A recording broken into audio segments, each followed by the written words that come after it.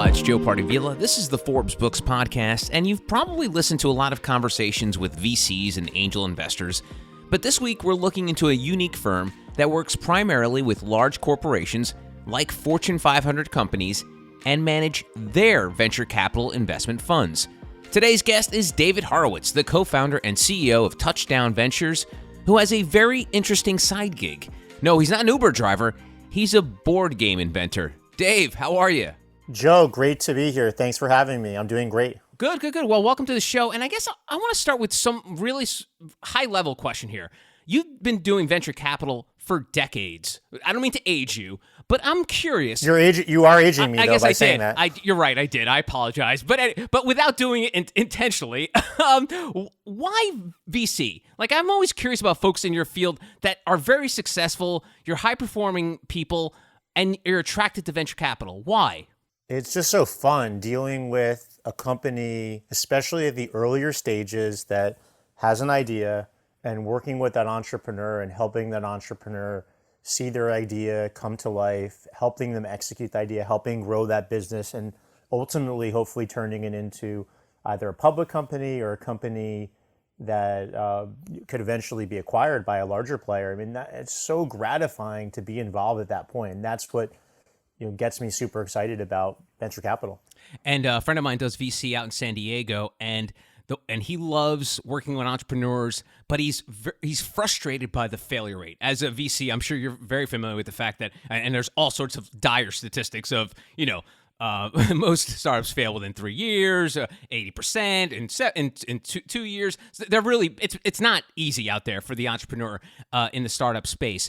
Why do you think that number is so high? And it's higher at the earlier stages. So your friend might invest at what we call the pre-seed or the seed stage. And obviously, as you get a little bit more mature and you invest at later stages, the failure rate's lower. And usually companies die because of a couple things. One, they're not getting traction. So that means that they're probably created a product that either the market isn't ready for today, or maybe the market never will be ready for.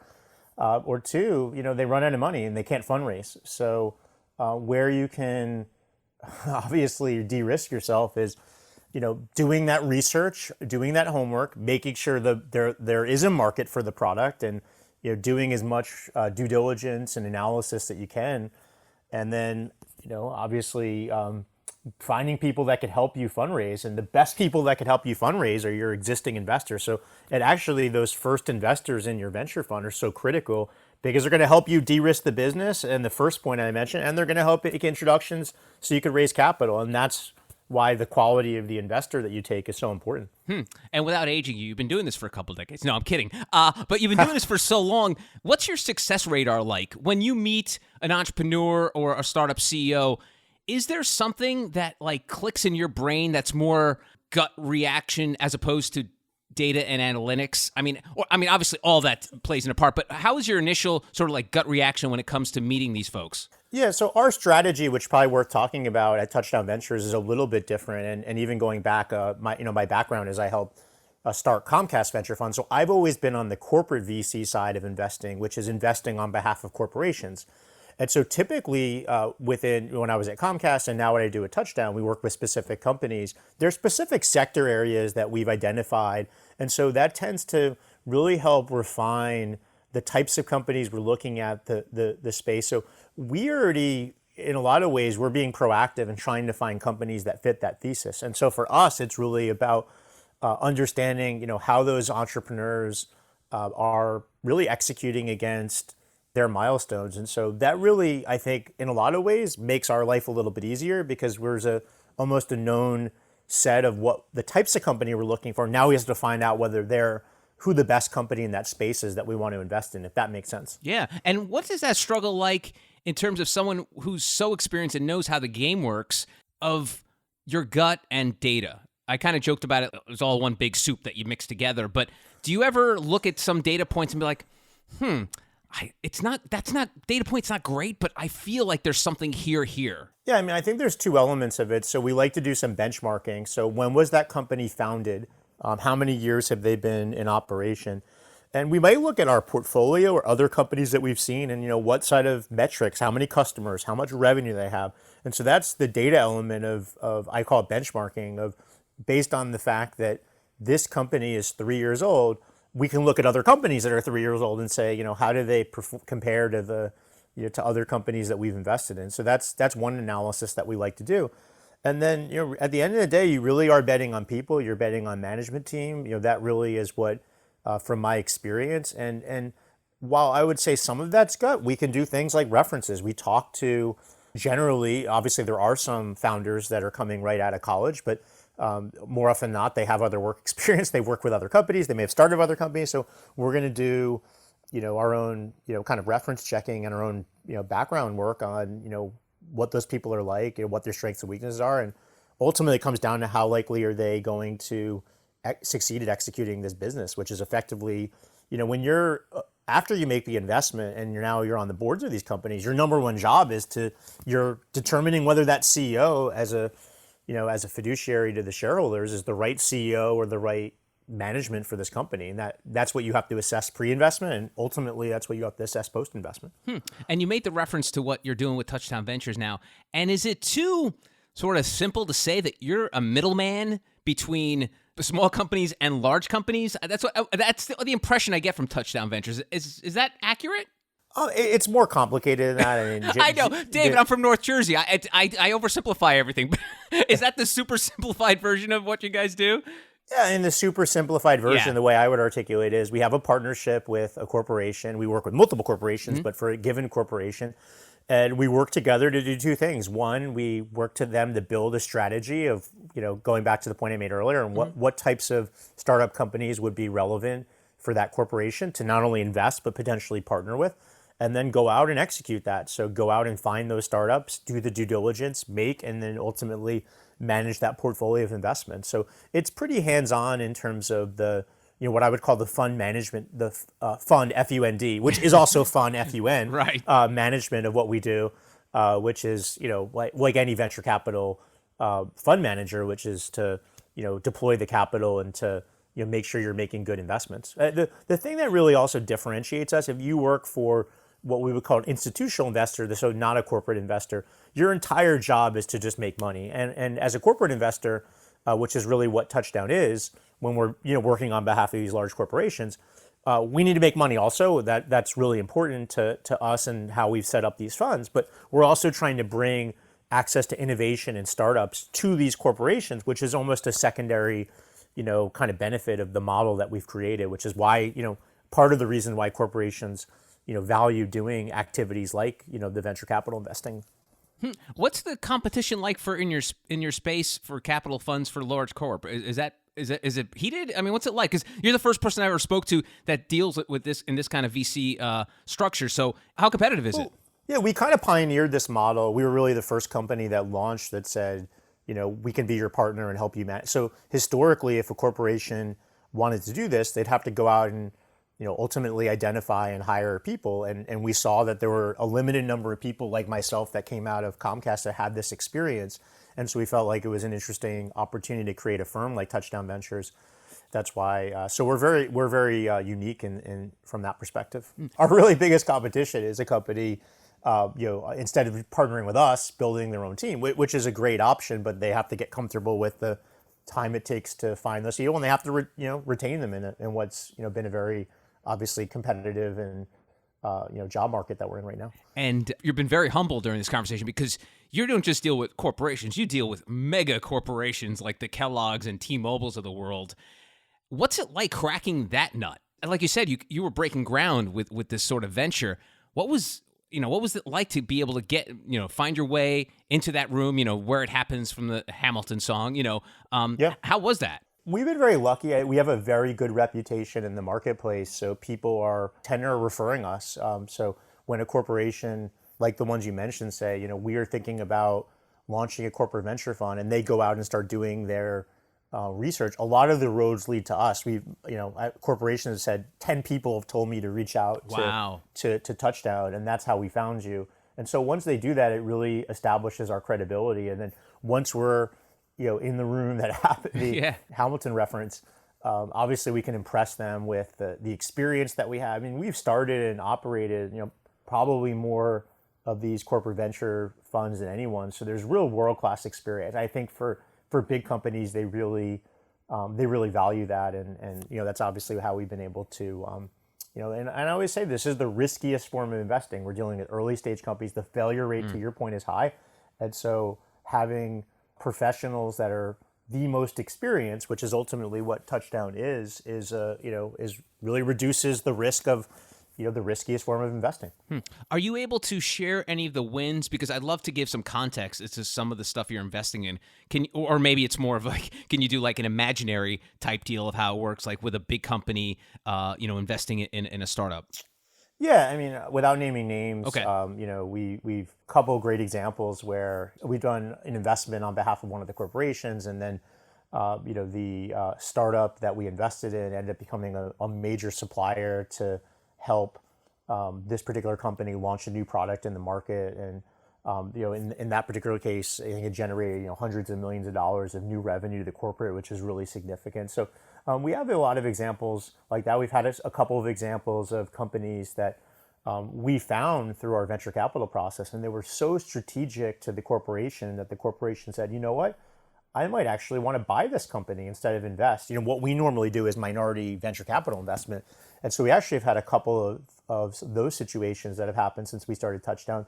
And in some ways you'd say, well, that wasn't, why are you counting that as success? You didn't end up investing in those companies. And ultimately counting as success because the corporations saw a lot of value in the types of companies that we've identified, and they went out and acquired these companies, which is great. So a lot of good, I think of this as, really good examples of the type of impact's a word that we use at Touchdown a lot. I love that word. It's really, that type of meaningful effect, especially the financial effect. And these are some great examples of how we can generate impact to the corporation, which is really about a big part of it's impact to the corporation and impact to the startup. Because if we can bring not just capital, but some of these commercial relationships with the corporation, that really can differentiate us versus other capital sources that could invest in the startup. It almost seems, again, here I go oversimplifying things, but it almost seems like it's a low-risk acquisition when you kind of do this, Dave, because you're getting in from the ground floor of a company as opposed to waiting for the company to grow and then all of a sudden like, I got to acquire this company that's so large, we're going to have to put in a lot more money than if we would have gotten in early. Yeah. Is that pretty safe to say? I mean, I would think of it more of, certainly... I would think of it more of a lower cost option, not necessarily an option that there's a right to acquire more of it. Sure. But I think you're right. Instead of spending hundreds of millions of dollars of buying the company, you can make a single $1 million investment, enter into a commercial relationship, and that could be mutually beneficial. And that might be a more, we're seeing corporations are telling us that's a more cost efficient way of them spending their capital, where instead of, they could acquire a single business for, call it, $100 or $200 million, or they could take $100 million and invest in 20 startups and have, this portfolio and do deals with 20 companies instead of one company. And that's really interesting. Yeah. And so you started Touchdown in 2014 with your team there. Talk to me about the growth from, if my math is correct, that would probably be about 7 years, right? Your math is very good. Good. Okay. North Jersey people can do math. Wow, you could if you could only see the smoke coming out of my ears. But so talk to me about the growth of Touchdown Ventures. 7 years in, what's it looking like? Yeah, so it was three of us that started the firm back in 2014. We had a couple of flag, kind of anchor corporations. One was actually the parent company, the University of Phoenix. Another one was actually a big shopping mall company that we really launched the firm with. The first year or two was actually pretty difficult. This was a new concept, as I mentioned, that we pioneered.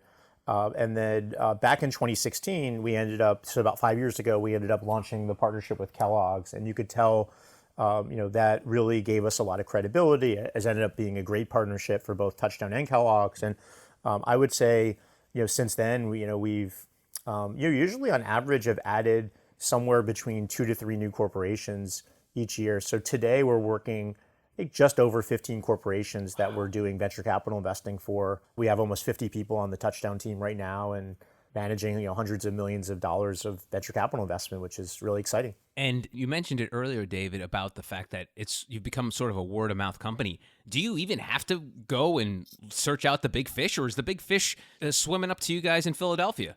Yeah, well, we have 3 offices. So we have Philadelphia, which is where East Coast is based, but we do have an office in Los Angeles and as well as one in San Francisco. So we are kind of a bi-coastal, and we've been that way actually since the beginning, believe it or not, because my 2 other co-founders are actually located in Los Angeles and San Francisco, respectively. Yeah, I would say generally, again, based on the reputation that we have, generally companies are finding us and want to speak to us. We also published a lot of blogs and content around corporate venture. We have a blog that you'll like the title of. It's called Risky Business. Ooh. Has nothing to do with the Tom Cruise movie. But I hope not, David, because that would be illegal. Well, it would be entertaining. It would Yeah, be entertaining. sure. But it's a note to the concept I made before, how venture capital is the riskiest form of investing. So we thought it was a cute title for a blog, and we publish a lot of. If anybody wants to check that out, I believe it's www.medium.com/touchdown VC. So touchdown, the football term, all one word, and then V as in Victor, C as in Charlie, and you can go see all this content. And we publish some great articles about, not just corporate VC, but venture capital in general. We have a huge library, and I think people, as corporations are doing their research online, if they're talking to people, they're getting referred to us. And if they're doing their Google searching, they're finding us. And so they may be looking at press releases of what other corporations are doing, and they may have found that we're working with another company. So, a lot of hopefully all the roads lead to Touchdown is obviously the strategy that we have on the marketing side. And is Touchdown, is that an aspirational thing? Because I know you went to Michigan and their football program is really not that good. So does that have a lot to do with that? Or is it what's up with the... Well, they are the winningest football program of all time. So I don't know how you would say not that good. I'm talking about more wins than any other college football program ever. I'm talking about in recent years that Ohio State has sort of lapped them a little bit. Does that have anything to do with the name? No? Well, I am a big football and sports fan. Actually, the true story is when we were starting the firm. It actually originally was just a holding company name as a fun name, and I couldn't come up with a better name at the time when I developed the concept, and it was meant to be temporary. And as we started pitching the name, people really liked it. It's obviously very memorable. It's a word that everybody knows, and obviously it speaks to success and results and scoring points and winning. And we ended up keeping it. Probably doesn't play as well internationally. Obviously, Touchdowns. Right. Sometimes I think they think about we're involved in airlines or something. In airline or airplaning. So I created a board game to deal with that, in case there was any confusion. But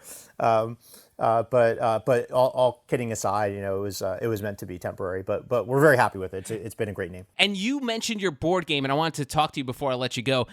Because not only are you an investor, now all of a sudden you're an entrepreneur and creating your own board game. Yeah, as a child, it was always I was always passionate about games and board games, and even as a child, I was tinkering and coming up with concepts for board games. So it was definitely a bucket list thing for me. And actually, about 15 years ago, I travel, certainly since the pandemic, I travel less, but I used to travel a lot for business, and I was one of those people that you probably know that was obsessed with collecting frequent flyer miles, like figuring out how to maximize that. And I was like, this is a game, isn't it? And why isn't this a game, like a board game? And so I, probably over a weekend, about 15 years ago, it's been a while, I prototyped the concept of this game Frequent Flyer that I created, sat on a shelf for many years. My kids, who are now 12 and 15, several years ago, as they were getting older, I kind of dusted it off the shelf, took it out of the closet, and they really liked it. Their friends started playing it and liked it. Mr. Horowitz, when are this game going to be available? And I started thinking more and more about pursuing this. And then when the pandemic hit, I was like, now it's the time. People are not flying. People are stuck at home playing games. I wish I got the game out a little sooner. It took a lot longer than I wanted to, because probably would have sold more copies a year ago. But it's out. I'm very proud with how it came out. Actually, believe it or not, the hardest part of the game is getting it on Amazon. Freaking hard. Interesting. Yeah. and getting Amazon Prime certified and everything, a lot harder of a process than people realize. Actually, a really good experience to go through. You take for granted, it's like you would think it's like 2 seconds to list a product on Amazon, and it took weeks.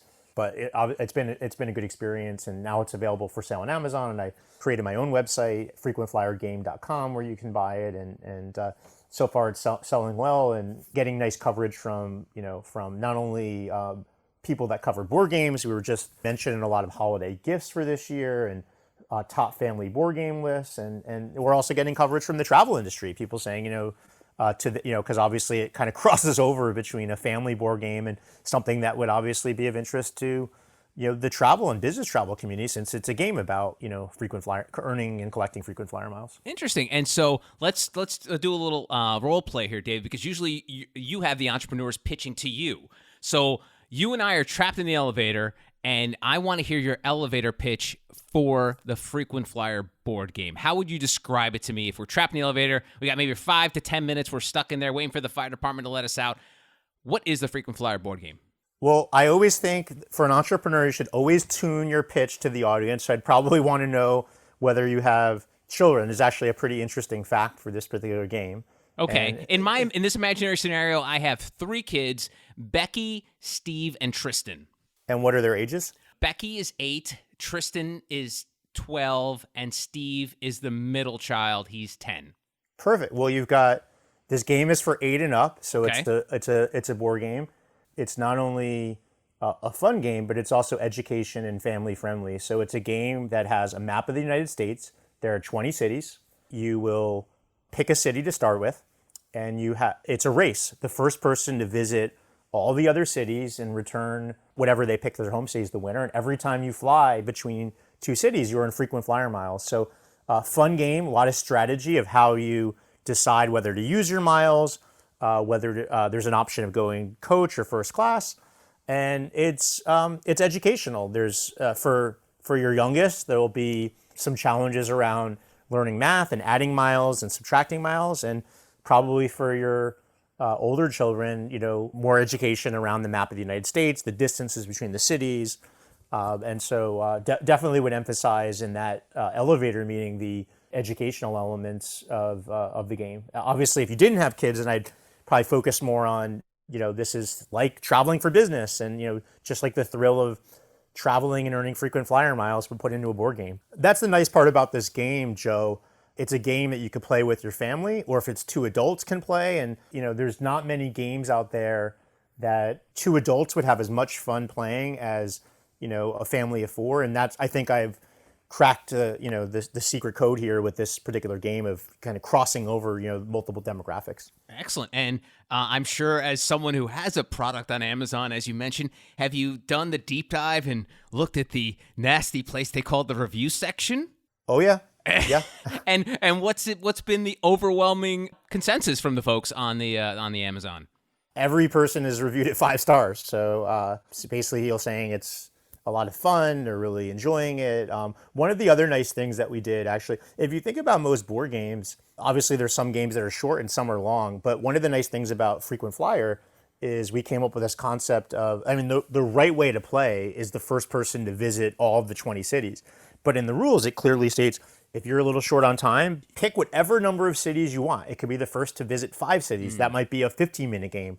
Or, 10 cities might be, 30 minutes. And, 20 cities might be an hour. And so I've seen that in the reviews where people are like, based on how much time I have, I can create a shorter or longer version of the game. And people really like that, which is obviously, for most board games, pretty unusual that you'd be able to, factor it into the concept. So it was something, it wasn't really intentional, but it was something that kind of came out of some of our board game testing when we started doing some of the market testing of the game before I produced it. Nice. And Oliver DeMille on Amazon says, Frequent Flyer is a really enjoyable game. I'd call it an 8 out of 10. We've laughed a lot and bonded while playing. It's easy to learn and good for a variety of ages. Very fun. Highly recommended. 5 stars. So do you know Oliver DeMille, or is that just a happy customer there?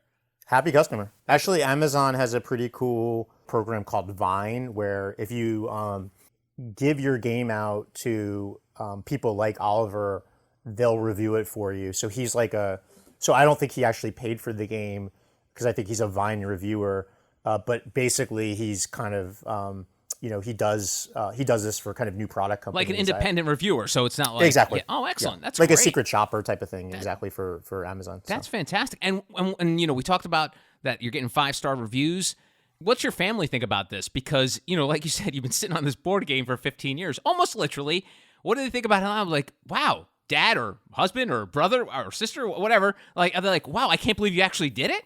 Yes, it is definitely some of that at the beginning, and now I think we have all high expectations of this family. So it's how successful it's been, and it's early. So but right now, for a new game, the most important thing is going to be marketing. So I'm really focused on going out there and hopefully generating some positive PR and press coverage of the game, which is the most important thing right now. That's great. And, we talked about acquisitions earlier. Is this something where you could be like gobbled up by a Milton Bradley or Hasbro or something like that, a Mattel? Is that something in the cards? Because I don't know how the board game industry works. This is the first I'm hearing about a new board game. I thought the last new board game was Monopoly. So there's a whole big industry on board games, like especially the type of game that I did, which is kind of more of a family game. There is a little less of that, but there's a lot of these kind of Dungeons and Dragons-esque type of strategy games out there. Role-playing stuff, yeah. A lot of them use Kickstarter, and there's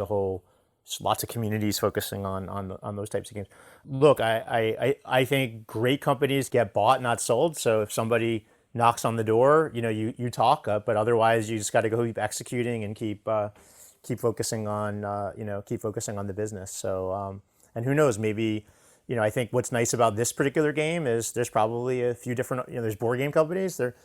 It's actually pretty interesting in airlines. If you think about it, you can imagine one day we create a custom version of Frequent Flyer that is particular to airline. What better way for an airline to market themselves to the next generation, your age range of your fictional kids, the 8 to 18 demographic, than to have a board game on the shelf of that family with their logo that they're playing, that they're having fun with. There is no better way, in my opinion, to provide better brand awareness, positive brand sentiment than this. So that might be something that I'm pursuing here as we go into 2022. That's really, really cool. And lastly, what's it like being on the other? I mean, I joked with you, we were trapped in the elevator. What's it like being on the other side, being the entrepreneur? Is there a bit of like an almost out-of-body experience where you're like, oh my God, this is exactly how entrepreneurs feel when they're starting something up?